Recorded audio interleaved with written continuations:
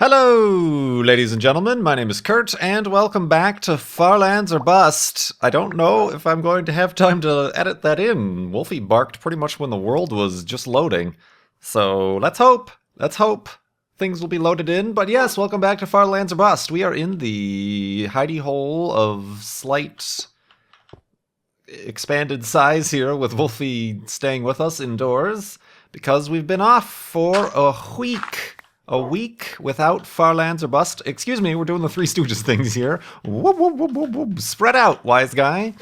Welcome back to Far Lands or Bust. This is episode 442. We have returned from PAX South in San Antonio, Texas. It was in Texas. We have returned. It is Wednesday. The last episode we had was last Wednesday, but we are going to continue west here in Far Lands or Bust. Oh, Wolfie needs some food. He needs some food to consume and get his health back up before we begin, and we have begun. It is Wednesday, January 28th, 2015. Did I say that already? I said it was Wednesday, but Wednesday, January 28th, 2015. We are still raising money for Child's Play charity at farlandsorbust.com. Up to $21,537.72, 43% of the way to our $50,000 goal. Trying to raise $50,000 here for Season 5 of the series. Before March. Well, before or on or around or in March, because March is the anniversary month for Far Lands or Bust, and a good convenient time to schedule the Flobathon. But that's up to you guys. That's up to you to raise those funds for Child's Play charity. They obviously get toys, books, games to kids in hospitals around the world. One of the panels. It was the last day, Sunday, at PAX South was the Child's Play charity panel. Unfortunately, not that well attended. Kind of a small crowd. It is the last day. It is 11:30 a.m. after everybody's had a long Saturday night, probably. So that's a little bit understandable there, but went and attended that. Very good information there about the progress at which they're continuing to do the things they do with Child's Play charity. So that was cool. That was cool indeed.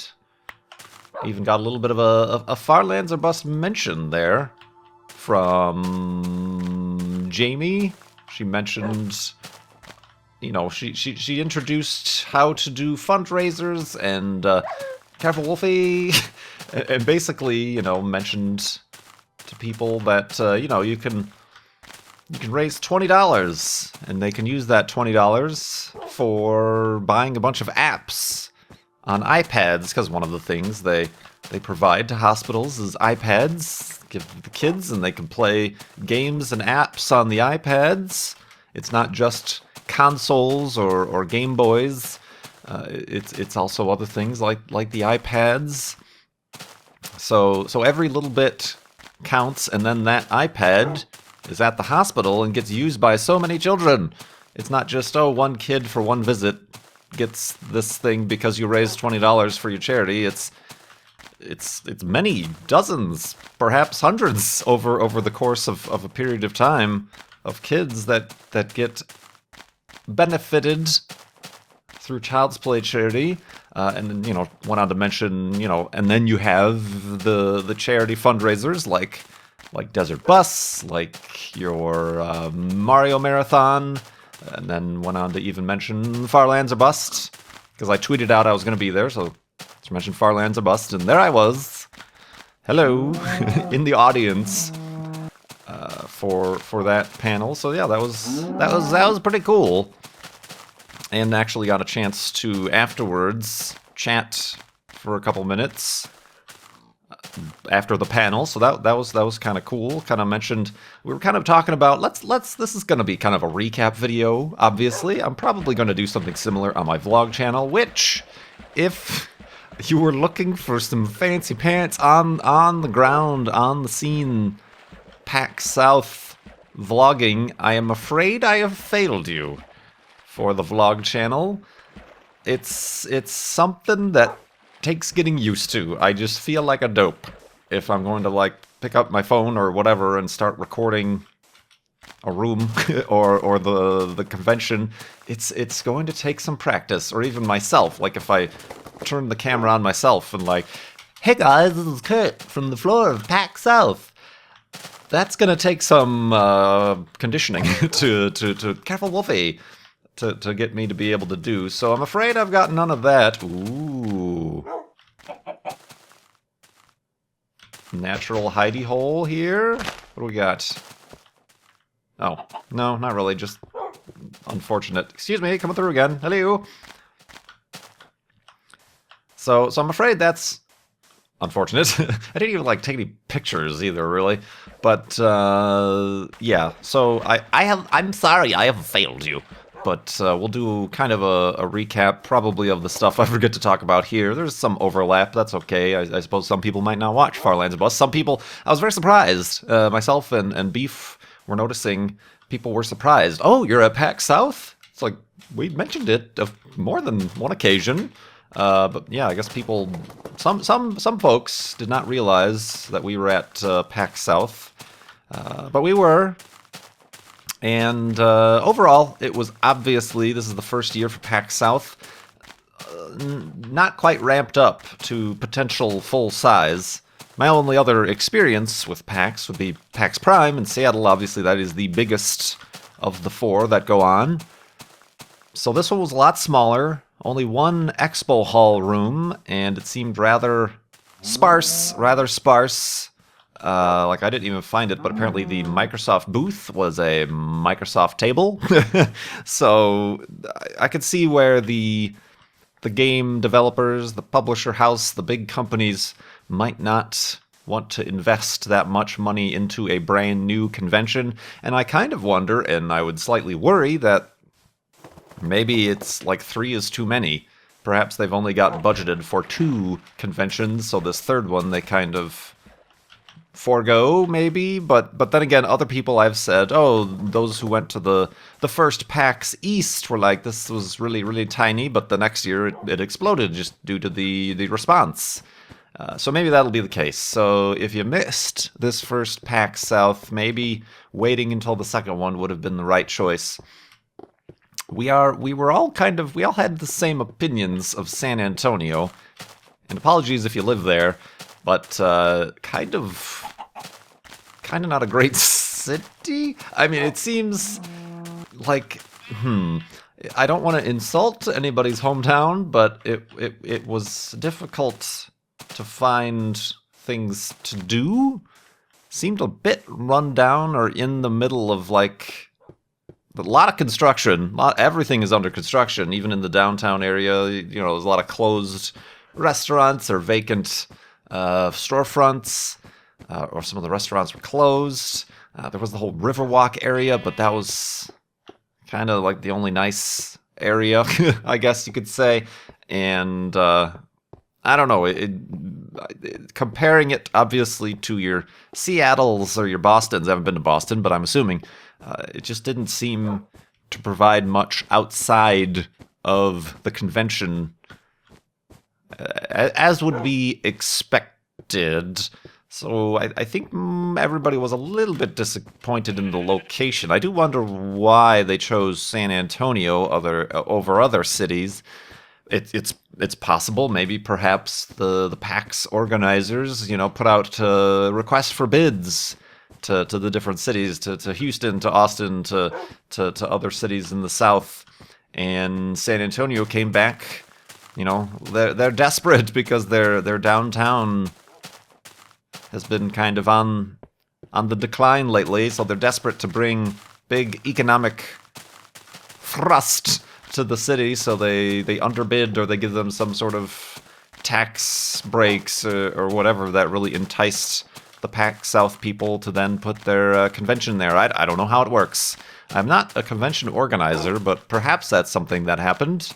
And I hope that for the next one, things things are a bit better, maybe. But yeah, everybody's opinion of the San Antonio area was fairly unanimous on the unfortunate side of things. But yeah, let's do this. There really wasn't even that many great places to eat. Something from the locals we even heard was like, yeah, you can't even... A lot of Mexican restaurants, but not any good ones, it seemed. And the locals seem to have agreed that, no, you can't get any good Mexican food in Texas. It's just not a thing, for whatever strange reason that happens. But, oh well. Let's go to sleep, and we'll continue doing our little recap of PAX South in the morning.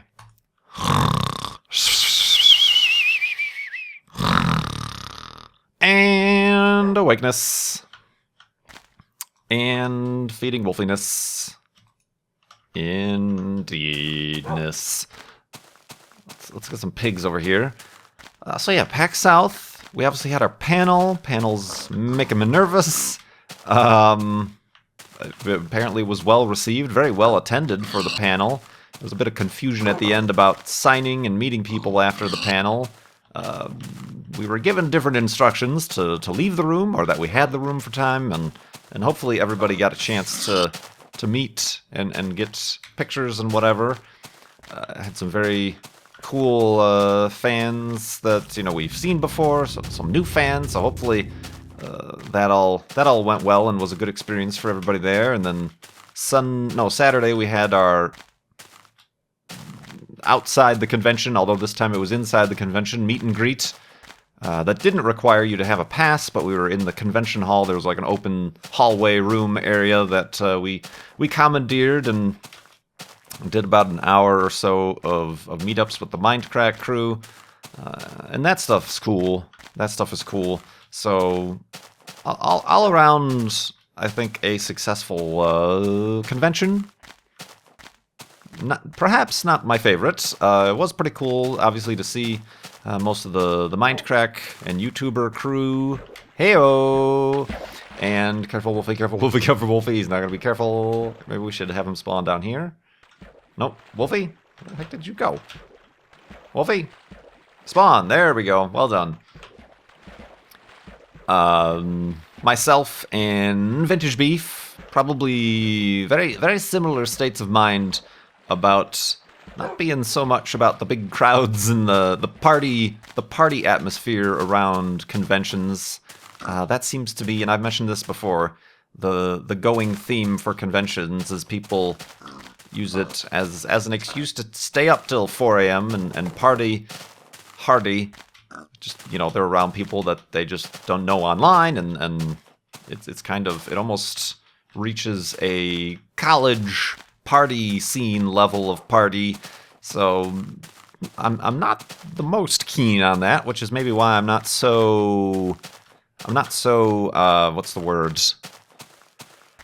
I'm not so adamant about going to all the conventions all the time, just because that is kind of the prominent thing. I do kind of like just sitting around, hanging out, chatting, and that's cool. We kind of mentioned that it would be cool just to be able to get together without a convention, just to hang out for a couple days or do some sort of meet-up on our own, away from the pressures and schedules and panels of a convention, maybe. Be able to choose our own city that's not San Antonio. And yeah, that probably is a very unlikely thing to do, because if there isn't a panel, it's well, we're just gonna stay home and do work, get work done. And yeah, after a while you kind of get, I kind of want to go home and get back into my groove. I had a good groove going before going on this convention, and it's been lost. So, slowly ramping back up to the groove. Here I am, recording Farlands or Bust. Got a lot of good feedback and responses from Farlands or Bust, Farlanders, at PAX South. I hope everybody who was there was able to see or meet at some point, wherever we were located. And yeah, maybe that's another thing. Maybe we need to, or maybe I need to, beforehand, set out a definite schedule or plan of attack, for each day, because there was and there is a lot of like standing around and what are we going to do next, or oh, we're meeting this person, or searching for a restaurant that isn't full or closed or crappy. So maybe it seems like obsessive compulsive organization is a thing that you need to do in order to get the most out of your time. You know, maybe be like, okay, this day, you know, beforehand, research the restaurants. Careful, Wolfie! Whoa! Research restaurants or places to go or things to do in between this, that, or the other, and then stick to it. Whoa, I jumped right over my boat. There we go. So yeah, back and forth about that.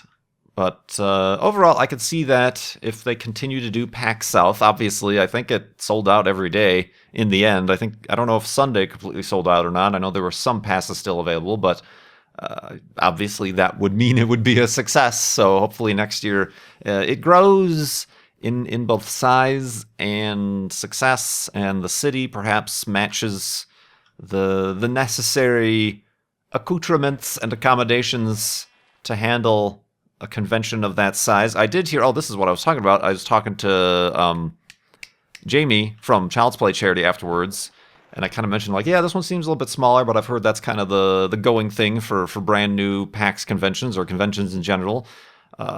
Maybe, you know, I'm not too interested in East, just because it's so close. That's another thing. It's so close. It's like in less than 2 months is PAX East in Boston. But she said that Australia is of particular, one of her favorite, just simply due to the location. I think she said it's like right there by the beach, and it's just an amazing location, and she says it's well worth the 20-hour flight. So I would very much have to budget for such a thing quite ahead of time. So, but who knows? Maybe Australia, PAX Australia, would be a thing to maybe design an actual vacation around. You know, do PAX, but then spend another week there exploring Australia, and maybe stop over to New Zealand. That is not a New Zealand accent at all. Perhaps, who knows? The Southern Hemisphere, that would be interesting. That would be interesting, but that would be tough. That would be a tough one to accommodate for. Careful, Wolfie. Well, I guess that was kind of my fault.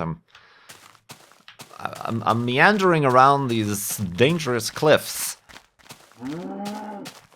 But yeah, that is how that cookie crumbled. I'm trying to think if there's any other stories of things of interest. There was another Kerbal Space Program tournament, but I was busy during that. I still kind of am back and forth. I'm like, well, that would be, I saw that. I'm like, that would have been cool to sign up for, but do I really want to travel all the way to San Antonio and then sit down and play video games, something that I could do from my home?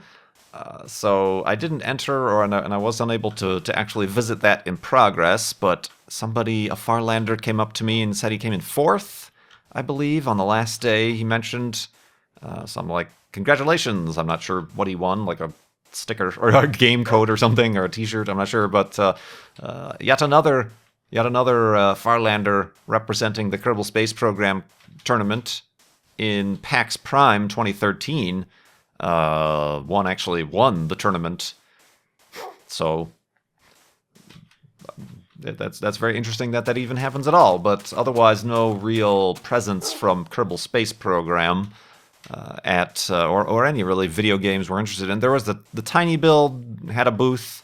People were playing speedrunners, and what's the other one I've played? The crazy speedrunny flower shooty kawaii one. Lovely Planet was there as well. It was really, this almost seemed like a Twitch convention, because Twitch had the biggest booth pretty much. A lot of events were going on because of Twitch.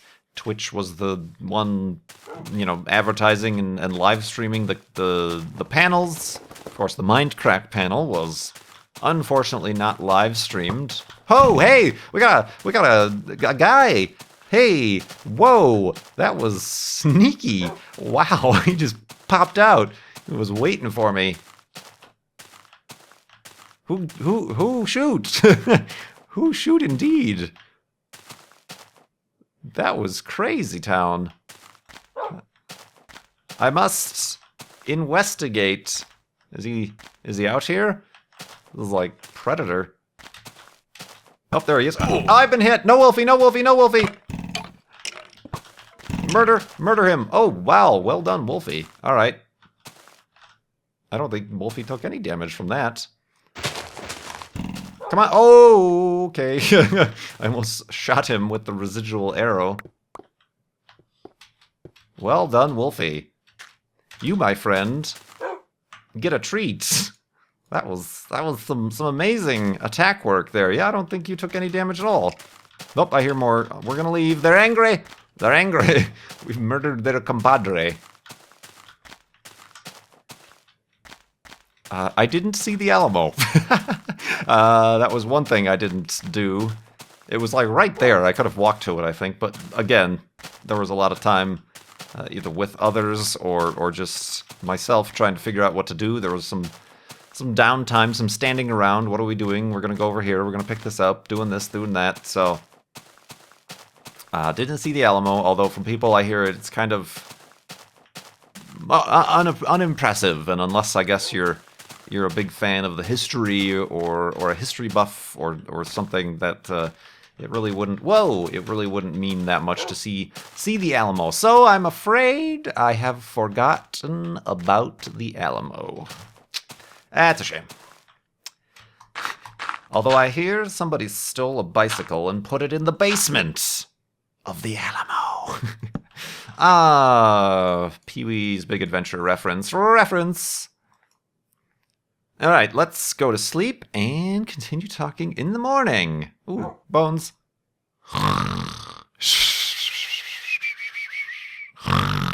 And awakeness. That is a strange thing indeed. There's something wrong with your bed. It would be uncomfortable on your neck. Alright, continuing on. Let's see here. If not that many questions coming in. Oh, okay. Guess I'll go this way. God, careful, Wolfie. This is the day of maintaining damage from Wolfie. I'm trying to think what else happened.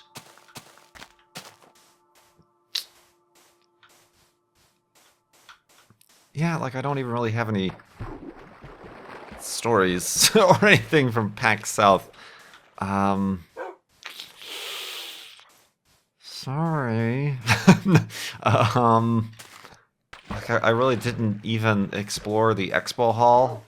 I kind of walked around a little bit, but nothing really caught my eye.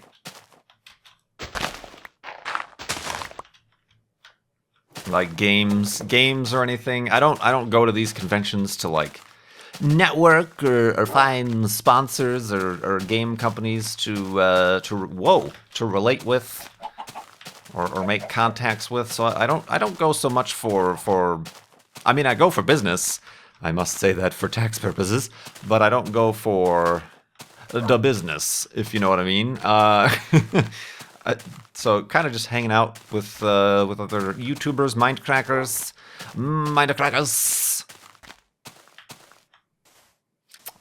And I hope everybody got back safe, all right, because that was right at the time that the Great Eastern Seaboard Blizzard of 2015 was beginning. I know Jay Sano adjusted his flight schedule, and then Beef on Twitter. If you follow Beef on Twitter, he had an interesting flight. He stopped in Chicago and then got stuck there, but not apparently because of the weather, because of like paperwork, and then he had to spend the night there, and then they lost his bags and put his bags on another flight when he finally got home the next day. He flew with United, he said. I don't know why anybody flies with United. Let me just say this. Everybody I follow on Twitter has never said a good thing about United. They're always losing bags. Like multiple times, the same people lose their bags on multiple different trips. I'm like, why did you decide to fly with them again if they lost your bag the last time? Flights and stuff. So why do people do that? They have some strange brand allegiance to a brand that does nothing for them. So that's unfortunate. I don't think that was Beef's case. I don't know if he's flown United before, but so yeah, I hope everybody's flight plans went to plan, and everybody got home all right. And I hope everybody is digging out. I suppose if you're on the eastern seaboard of the snow apocalypse 2015, to use an overused term.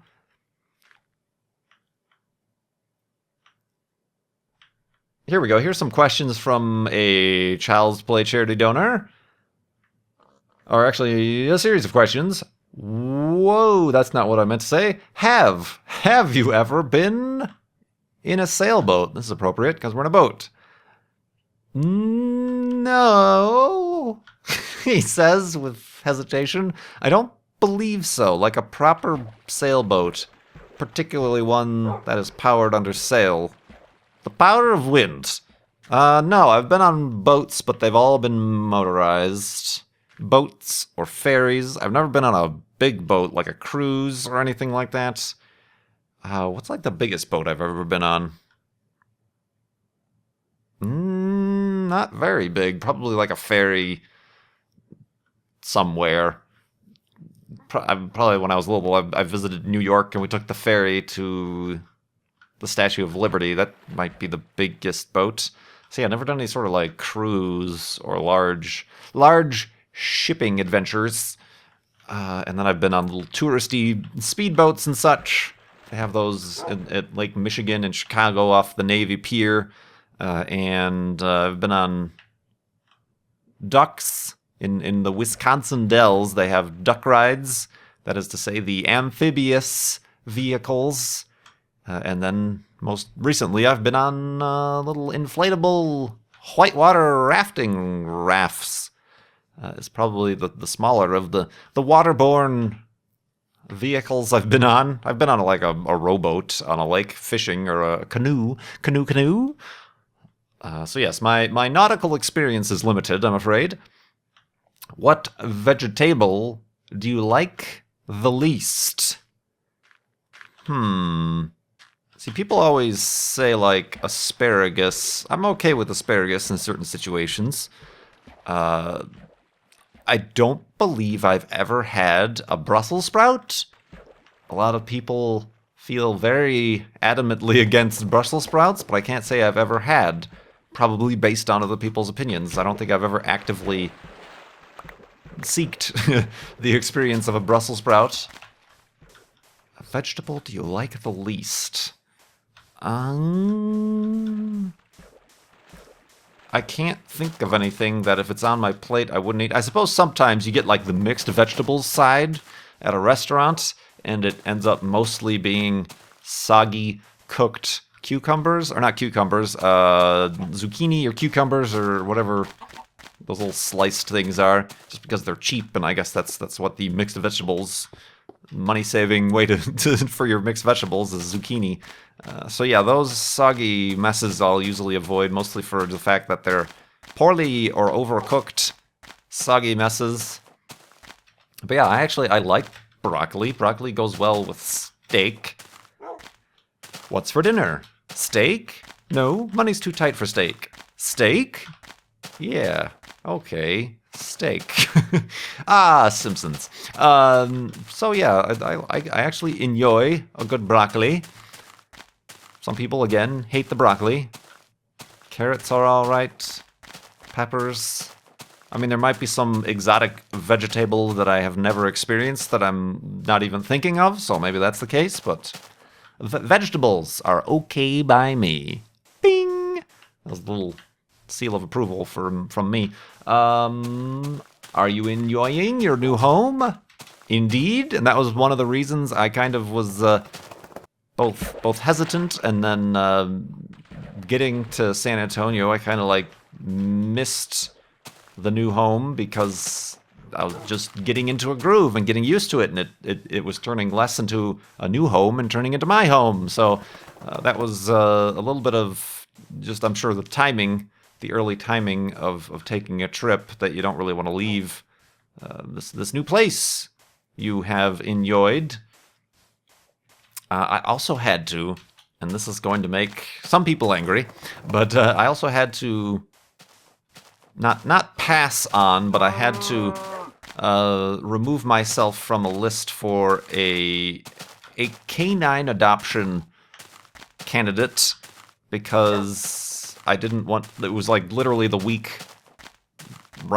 of PAX South, and I wouldn't have wanted to be like, let's adopt this dog and then leave. Hello, new dog. Get used to your new surroundings. Oh, I'm sorry. We're going to leave and put you in a boarding thing or whatever situation before you even get used to your new owners and home. So I did have to.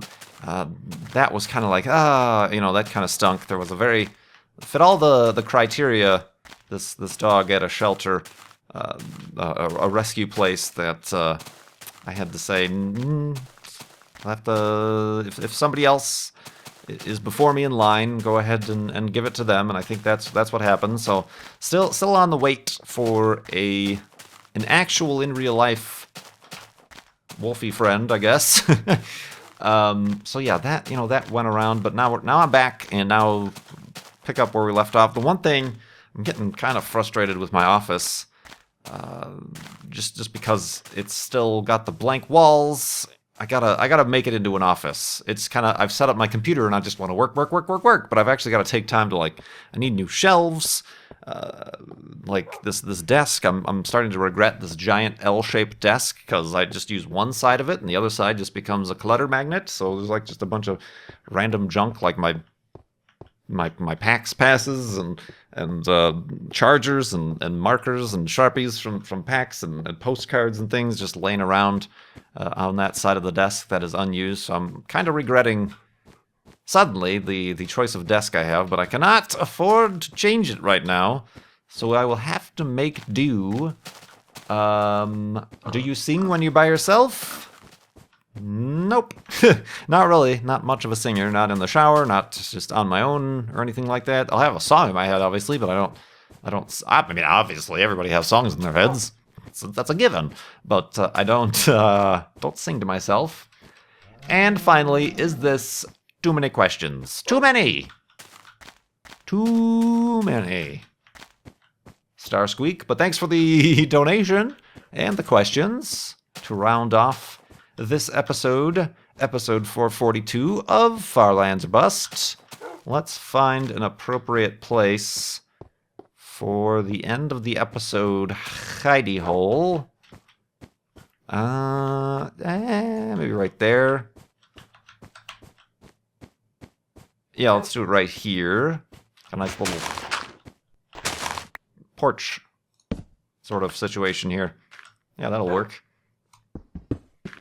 Oh, Wolfie's pushing me in.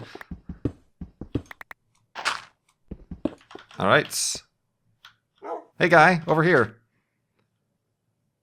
Boop. Hey, no, I said boop. Boop, I say.